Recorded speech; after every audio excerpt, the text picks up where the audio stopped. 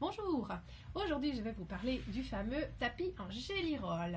Il fait fureur en ce moment aux États-Unis, plusieurs d'entre vous m'ont déjà demandé le matériel. C'est arrivé en décembre et j'ai pris le temps de faire le mien comme vous voyez ici.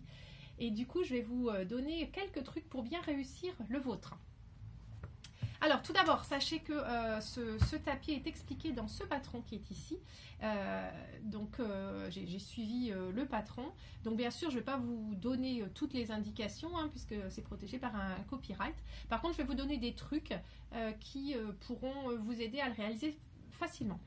Ça paraît assez simple comme ça et en fait ça n'est pas très compliqué, mais ce qu'il faut voir c'est que c'est quelque chose de très important en taille, en poids, et du coup ça implique vraiment d'avoir de bien suivre les explications sur la façon de s'organiser parce qu'on se retrouve avec une grande bande de plus de 40 mètres et si on ne suit pas le truc ça va s'enrouler et on va trouver assez embêté à travailler avec cette grande bande. Et puis voilà, plein de petits trucs sont donnés dans le patron. Et puis moi, j'ai rajouté les miens pour vous aider donc à réaliser ce beau tapis. Alors, pour faire ce tapis, vous aurez besoin de 40 bandes de tissu. D'un roll de 40 bandes ou de deux petits rolls de 20. Moi, j'ai utilisé deux rolls qu'on appelle des jolis rolls parce qu'ils ont été coupés par nous à la boutique. Donc, j'en ai utilisé deux identiques de batik dans les bleus et violets. Et puis, j'ai aussi utilisé, voilà, il vous faut aussi donc du molleton coupé en bandes légèrement plus petites que vos bandes. Donc si on a des bandes de 2 inches et demi, et là les bandes elles sont coupées de 2 inches 1/4, ce qui est à peu près 6 cm. Vous pouvez aussi bien sûr couper des bandes dans vos tissus, hein, utiliser des tissus que vous avez chez vous et donc couper 40 bandes de 2 inches et demi qui fait à peu près 6,30. Et dans votre molleton, là c'est un peu plus compliqué, mais c'est aussi possible de couper des bandes. Voilà, dans tous les cas, il vous en faudra donc 40 x 110, donc 44 mètres.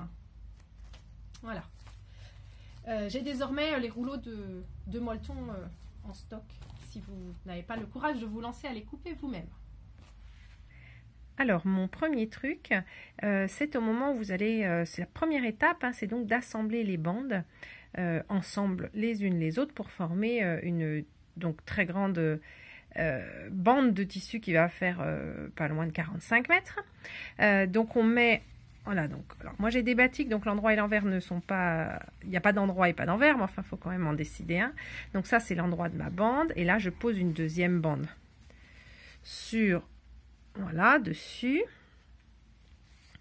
et je vais donc coudre ici en diagonale, voilà, pour ensuite avoir une jolie finition en biais. Voilà. Alors mon petit truc, c'est en fait ici quand on aligne le tissu, c'est de le décaler de, on va dire, 1 mm. Voilà. Pourquoi? Parce que comme ça, j'ai pas besoin de tracer ma ligne.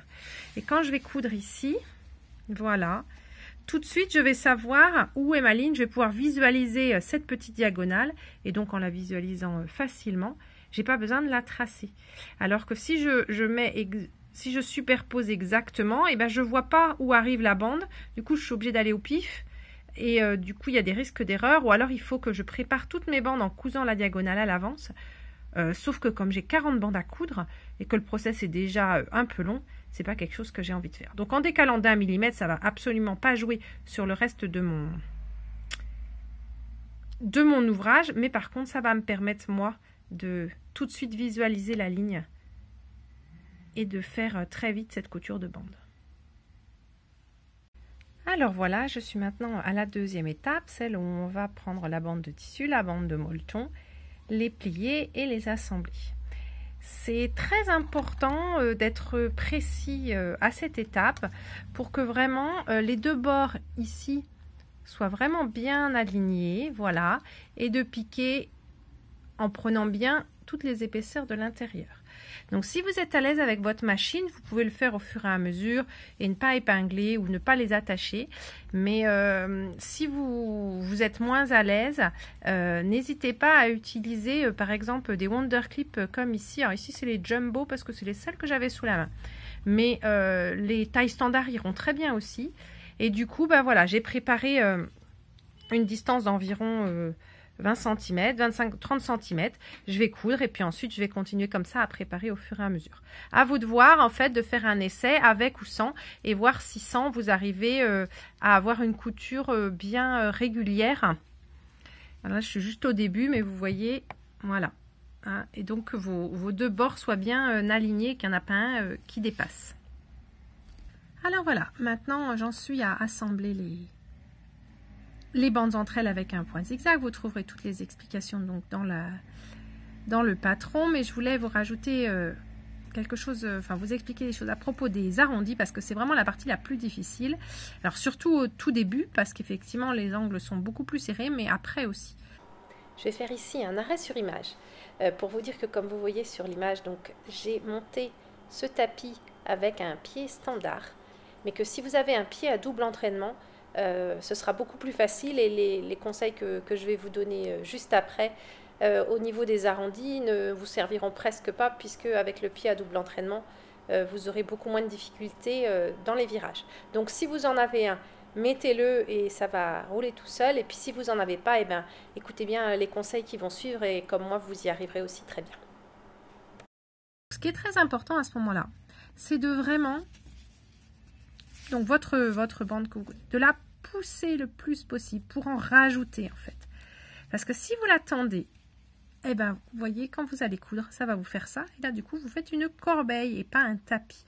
Pour avoir un tapis bien plat, ce qui est vraiment ce qu'on veut, il faut absolument à chaque fois pousser. Alors au début, ça va vous faire ici, à l'intérieur, des fronces, on va dire. C'est pas grave. Hein, au début, il y en a plus. Sur les 3-4 premiers tours, vous verrez qu'il y en aura beaucoup. Et puis après, ça s'estompera. Hein.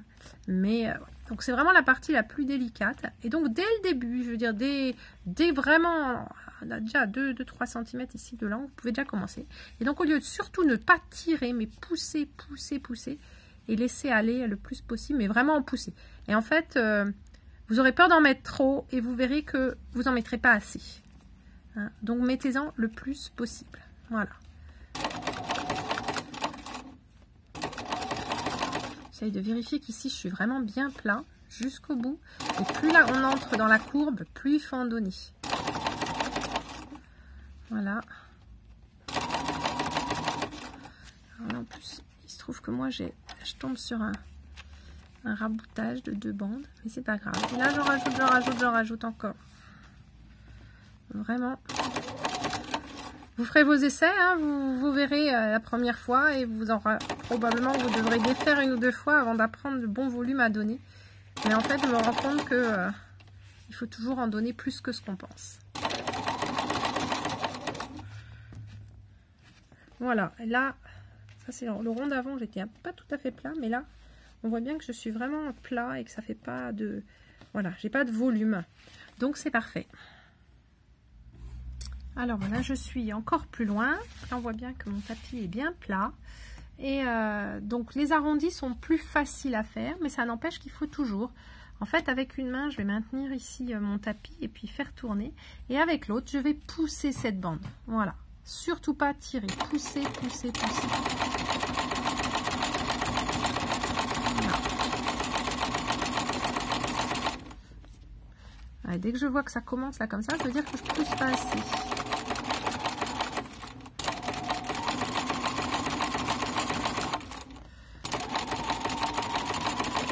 Donc normalement, en fait, la machine, surtout au début, il faut vraiment un peu faire des fronces. Mais plus ça va, finalement, la machine, elle va prendre ce qu'elle a besoin. Hein, donc le fait de pousser suffit. Il n'y a pas besoin de... Voilà. Le fait de pousser suffit et après, ça va se faire naturellement.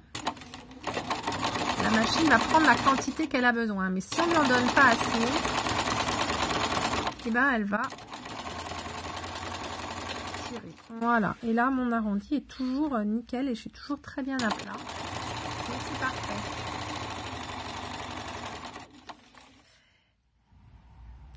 Voilà, alors une dernière chose dont je voulais vous parler, c'est votre installation à votre machine. Il faut savoir que le tapis, au final, il est assez grand. Là, vous voyez, j'ai pas encore fini. Donc le tapis il doit mesurer genre 80 par 1,10 m. Donc c'est assez grand. Et du coup, c'est quand même assez lourd, en tout cas pour quelque chose qu'on coud.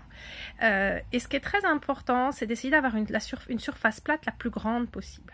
Alors moi ici, j'ai une table hein, pour ma machine à coudre, une table de Sew Steady. Si ça peut vous intéresser, on vend ces tables qui s'adaptent à toutes les machines. Elles sont coupées sur mesure pour votre machine. Si vous n'avez pas de table comme ça, je vous conseille vivement de mettre des livres ou des choses autour de votre machine pour qu'en fait votre tapis reste le plus plat possible.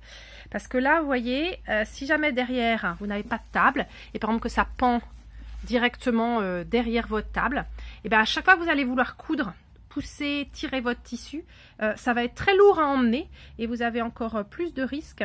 D'abord c'est pénible à faire et en plus du coup vous allez avoir peut-être des risques d'avoir des arrondis mal faits ou d'avoir quelque chose qui n'est pas plat. Donc vraiment essayez, alors je vous dis utilisez des boîtes en carton, des livres, des choses comme ça pour vous faire un plateau le plus grand possible, en tout cas de la taille de votre tapis. Déjà au moins avoir une table tout autour, surtout pas que ça pende derrière ou sur le côté, mais voilà, plus vous aurez quelque chose de plat, plus ce sera facile à faire.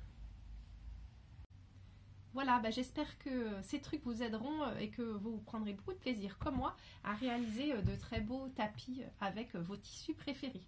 À bientôt!